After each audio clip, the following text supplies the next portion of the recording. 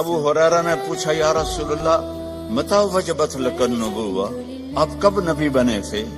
تو جواب ہے 40 سال، جو عام جواب ہے۔ کتابی جواب کیا ہے؟ 40 سال 6 مہینے 10 دن۔ اور میرے نبی نے کیا فرمایا؟ تو آپ کہتے 40 سال کی عمر۔ آپ نے کہا ابو ہریرہ ابھی آدم کی مٹی بھی نہیں کٹھی ہوئی تھی اور میں نبوت کا تاج پہن چکا تھا، میں نبی بن چکا تھا۔ تو آپ سب کے سامنے ہاتھ جوڑتا ہوں کہ اپنے نبی کی زندگی کو اپنا لو، اپنے ہر چیز میں دیکھو میرا نبی کیا آپ نے عورتوں کو بھی طریقہ بتایا، مردوں کو بھی طریقہ بتایا، جوانوں کو بھی بتایا، بوڑھوں کو بھی بتایا، زندگی کے اصول بتائے۔ میں جب بھی آتا ہوں ایک بات سنتا ہوں، جی طلاقیں بہت بڑھ رہی ہیں، طلاقیں بہت بڑھ رہی ہیں، طلاقیں بہت بڑھ رہی ہیں، کیونکہ نبی کی زندگی نہیں سیکھی، نہ لڑکی نے نہ لڑکے نے۔ نبی کی زندگی محبت سکھاتی ہے، اور آج کی زندگی ضد سکھاتی ہے کہ میری چلے گی، جو میں کہوں گی وہ ہوگا۔ خاوند کہتا جو میں کہوں گا وہ ہوگا، یہاں سے جدائیاں شروع ہو جاتی۔ تو میرے رب نے ایک ترازو دے دیا ہے، وہ ہے محمد الرسول اللہ صلی اللہ علیہ وسلم۔ کہا کہ اس کے پیچھے چلو، قل ان کنتم تحبون اللہ فاتبعونی، اللہ سے ملنا ہے تو حبیب کی غلامی اختیار کرو، اس کو راضی کرو۔ ایک صحابی آئے، یا رسول اللہ میرے پڑوسی کی کھجور ہے ٹیڑھی ایسے، تو اس کی کچھ شاخیں میرے گھر آ جاتی ہیں، جیسے یہ ایسے ہوا ہے۔ تو جب کھجور پکتی ہے تو کھجوریں گرتی ہیں، تو میرے بچے چھوٹے چھوٹے ہیں، وہ اٹھا کے منہ میں ڈالتے ہیں، تو وہ بھاگ کے آتا ہے ان کے منہ سے نکال لیتا ہے۔ تو اس سے کہیں اتنی سختی نہ کرے، گری ہوئی کھجور تو اب کون بیچے گا اسے، چھوٹے بچے کھا لیں۔ تو آپ نے اسے بلایا، وہ تھا منافق۔ آپ نے کہا بھائی ایک سودا کرتے ہو؟ کہا کیا؟ کہ یہ کھجور مجھے دے دو اور اس کے بدلے میں تمہیں جنت میں کھجور لے کے دیتا ہوں۔ بولے گا یا رسول اللہ آپ کسی اور کھجور کی بات کرتے تو وہ تمہیں دے دیتا، یہ تو مجھے اور میرے بچوں کو بہت پسند ہے، یہ تو میں نہیں دے سکتا۔ آپ چپ ہو گئے، اٹھ کے چلا گیا۔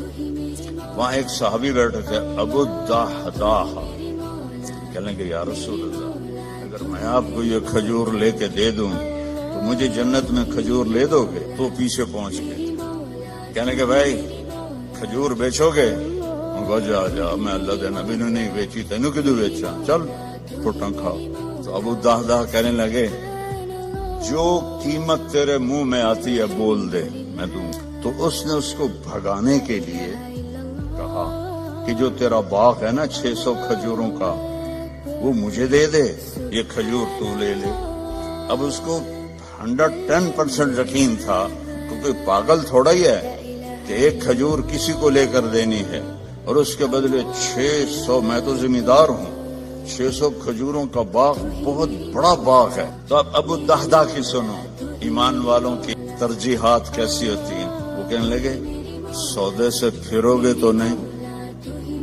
ذرا آپ غور کریں، یہاں تاجر بھی بیٹھے ہیں، 600 کھجوریں وہ ڈیمانڈ کر رہا ہے اور ایک ٹیڑھی کھجور اس کو دے رہا ہے جو آگے انہوں نے اس کے پڑوسی کو دے دینی ہے۔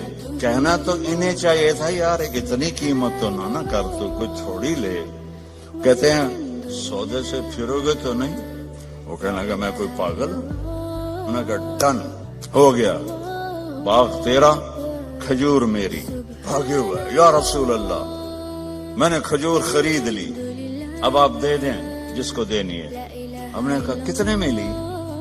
کہا جی 600 کھجوروں کا باغ دے۔ تو آپ نے فرمایا پھر میں نے بھی قیمت بدل دی، پہلے تو ایک کھجور کے بدلے میں ایک کھجور کی بات ہو رہی تھی، اب میں دیکھ رہا ہوں کم من عدق رداح ودار فیاح اب الدحداح، تیرے لیے جنت میں کھجوروں کے باغ لگ گئے، وہ ہر باغ میں تیرے لیے عالی شان گھر بن گیا، چل موج کر۔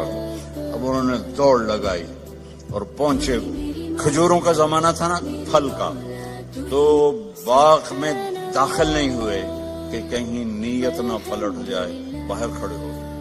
تو کھجوروں کے زمانے میں مدینے والوں کے بچے بیویاں باغ میں آ جاتے تھے حفاظت کے لیے، تو باہر کھڑے ہو کر کہنے لگے امت دہدہ، دہدہ کی ماں۔ انہوں نے کہا جی کب باہر آ جاؤ، باغ بیچ دیا ہے۔ کہیں کس بیچ دیا ہے؟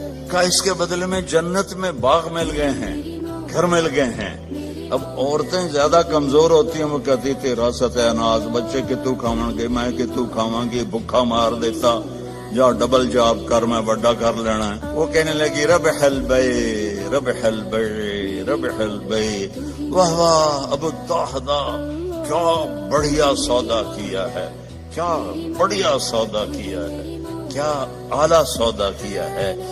یہ اللہ ہم سے چاہتا ہے کہ ہم آنکھیں بند کر لیں، کان بند کر لیں اور اپنے نبی کی غلامی میں آئیں۔ میرے نبی نے فرمایا ترکتکم علی محجۃ بیضاء، میں تمہیں ایسے روشن راستے پر چھوڑ کے جا رہا ہوں جس میں کوئی موڑ نہیں آتا، کہیں اندھیرا نہیں ہوتا۔ کل ہم نے آنا تھا پریسٹن سے، تو راستے میں ایکسیڈنٹ تھا، 4 گھنٹے لگ گئے 2 دی بجائے، اور اپنے مکان تک پہنچے 5 گھنٹے لگ گئے، اور میرا نبی کہتا ہے اس میں کوئی ایکسیڈنٹ نہیں ہے۔ محجۃ بیضاء، کارپیٹڈ سفید راستہ، نہ موڑ ہے، نہ نیچے ہے، نہ اوپر ہے، اور اس میں رات بھی آتی ہے تو روشن ہو کے دن میں تبدیل ہو جاتی ہے۔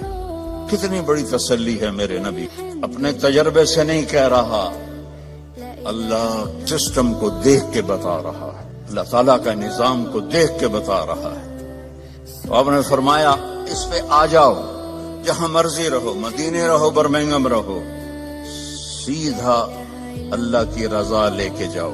لا یزیغ عنہا الا ہالک، اس راستے کو چھوڑو گے ہلاکت تمہارا مقدر بن جائے۔ تو اللہ تعالیٰ نے ایک حبیب بنایا، اللہ نے کسی نبی کی قسم نہیں کھائی قرآن میں، اپنے نبی کی قسم کھائی، لعمرک، اے میرے محبوب مجھے آپ کی جان کی قسم۔ آپ کو پتا ہے ہمارے انڈیا پاکستان میں جس سے زیادہ محبت کا اظہار کرنا ہو تو کہتے ہیں تیری جان کی قسم، حالانکہ یہ ٹھیک نہیں ہے، لیکن ہم کہتے ہیں تیری جان کی قسم۔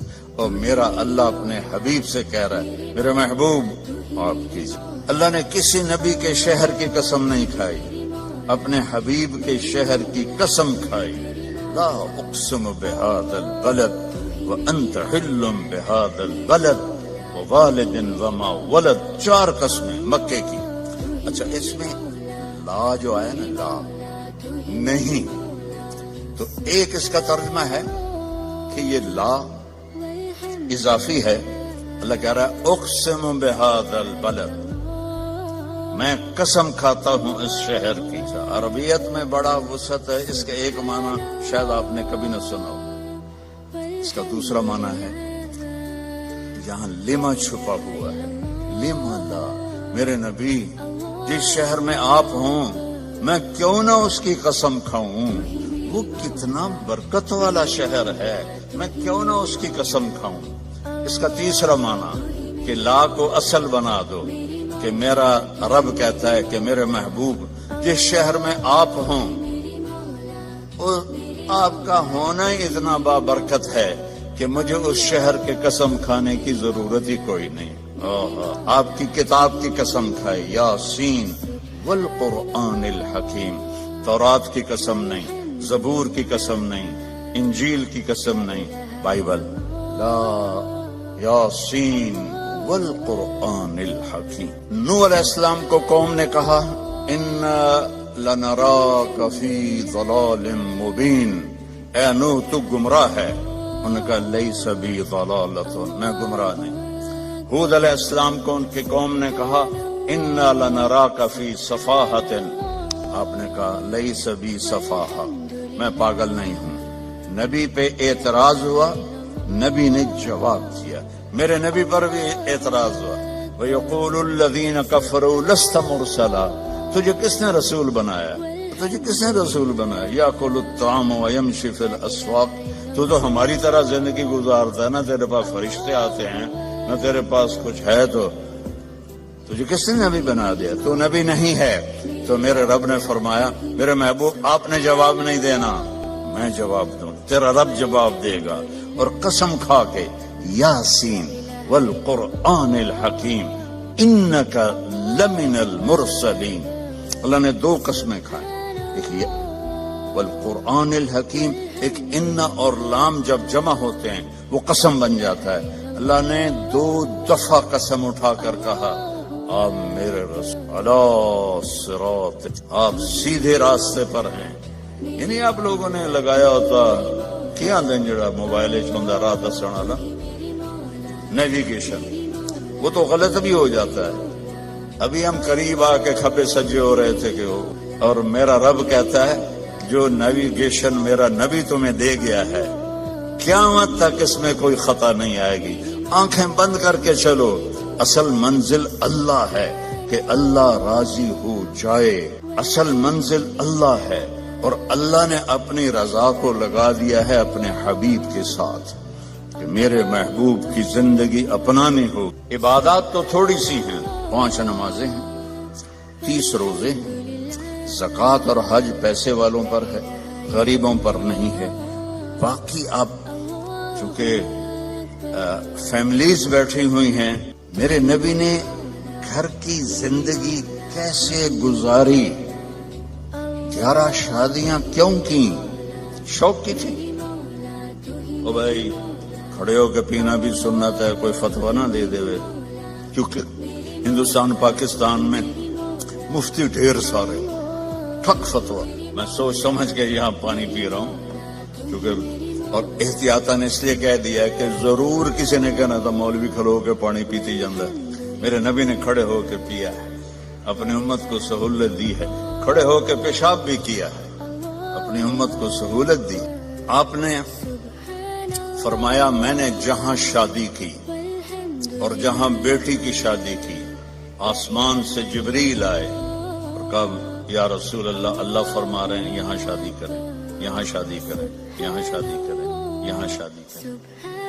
پھر آپ نے فاقے کے ساتھ ان بیویوں سے کیا سلوک کیا کہ وہ قربان ہونے لگی. 3 دن نہیں, 2 مہینے گھر میں چولہا نہیں جلتا تھا. کسی بیوی کے گھر میں 2 مہینے چولہا نہیں جلتا تھا.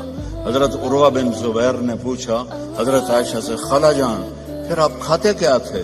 کہ کھجور اور پانی, کھجور. اور ایک رات آپ حضرت عائشہ کے ساتھ لیٹے ہوئے تھے تو کبھی یوں کروٹ بدلے اور کبھی ایسے کروٹ بدلے, اور جلدی جلدی یہ پروسیس چلو. پھر ایک دم آپ آگے بڑھے اور جو 4 پائی کی لکڑی ہوتی ہے جس کے ساتھ وہ بنا ہوتا ہے باندھ, نیچے اور پیٹ لکڑی کے ساتھ ایسے پریس. حضرت عائشہ اٹھ کے بیٹھ گئے, یا رسول اللہ کیا ہوا؟ آپ اٹھ کے بیٹھے. عائشہ بھوک بہت لگی. حضرت عائشہ رونے لگی, یا رسول اللہ آپ اللہ سے مانگتے کیوں نہیں؟ کہ نہیں عائشہ, مجھ سے پہلے میرے بھائی جو نبی آئے تھے وہ اسی طرح دنیا سے گئے, میں بھی اسی طرح دنیا سے جاؤں گی. اس فاقے کے باوجود بیویاں قربان ہو رہی ہیں. کیا زندگی تھی. آپ نے کبھی کسی بیوی کو تانا نہیں, کسی بیوی غصے میں آ جاتی تھی آپ خاموش رہتے تھے, ایک لفظ نہیں بولتے تھے. چپ رہنا سیکھ لو اگر آپ گھروں کو بسانا چاہتے ہیں. میرے نبی نے طریقہ بتایا, چپ رہنا سیکھو, لبوں کو سینا سیکھو. حضرت حفصہ رضی اللہ تعالیٰ عنہ غصے والی تھی حضرت عمر اپنے باپ کی طرح, تو وہ غصے ہو جاتی تھی. آپ کوئی بات نہیں. ایک دفعہ ساری بیگمات کٹھی اور آپ سے کوئی مطالبہ کر رہی تھی اور ان کی آوازیں اونچی ہو گئی. اور آپ چپ بیٹھے ہو. اتنے میں دروازے پہ دستک ہوئی کہ عمر آنے کی اجازت چاہتا ہے. تو ساری بیگمات بھاگ کے پچھلے کمرے میں چھپ گئیں. تو جب حضرت عمر اندر آئے تو آپ بڑا ہنسے. کہا عمر دیکھو یہ میرے ساتھ جھگڑا کر رہی تھیں, تم آئے تو بھاگ کے پیچھے چلی گئی. وہ کہنے لگے او جان کی دشمنوں, مجھ سے ڈرتی ہو اور اللہ کے نبی سے نہیں ڈرتی ہو. کہنے لگی اس لیے کہ تو بہت سخت ہے اور نبی تو بہت نرم ہے ریشم کی طرح.